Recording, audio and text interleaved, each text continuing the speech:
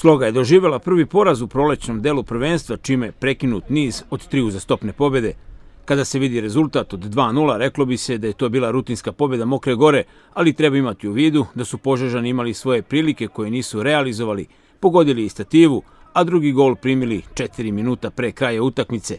Sve u svemu, imaju za čim da žale, ali nemaju vremena za tugovanje.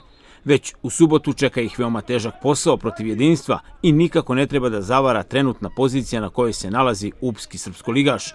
Biće potrebno dosta strpljenja i znanja kako bi se upisala prva pobjeda u ciklusu od 4 utakmice, od kojih se čak 3 igraju pred domaćim navijačima. Posle poraza u 4. kolu od ekipe Mokre Gore, mi smo analizirali tu utakmicu, izvukli smo pouke i od ponedeljka tamo spremamo se za utakmicu kući sa Jedinstvom sa Uba. Čeka nas jedna teška utakmica protiv jedne dosta dobre ekipe Jedinstva. Ja tu ekipu dobro poznajem.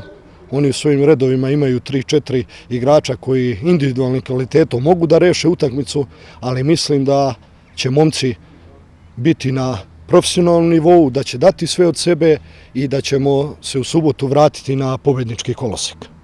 Mi imamo nekih problema oko sastava ekipe, nekih povređenih igrača s kartonima, ali u petak pred utakmicu ja ću odlučiti koja će ekipa istrčati na teren. Marko Božić nije imao mnogo toga da kaže pred subotnji meč protiv Jedinstva, ali će pokušati više da kaže svojom igrom, ukoliko mu Jovan Nikitović ukaže priliku za to. Zna da su gosti dobra ekipa, da neće biti lako, ali se i pored toga nada povoljnom rezultatu. Igramo sa Jedinstvom sa Uba,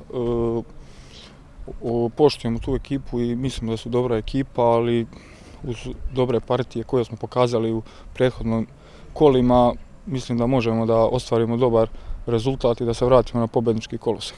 Utakmica između Slogi i Jedinstva igra se u subotu u Požegi sa početkom u 16 sati.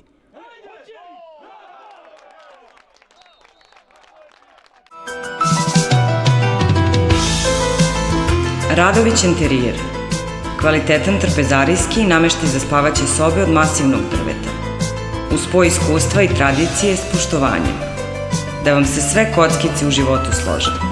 Radović Interijer.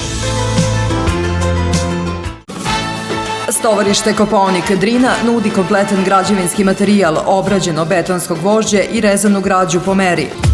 Mašinski malteri, fasade, vodovod i sanitarija, OSB ploče, Univer i Lexan uz besplatno sečenje po meri.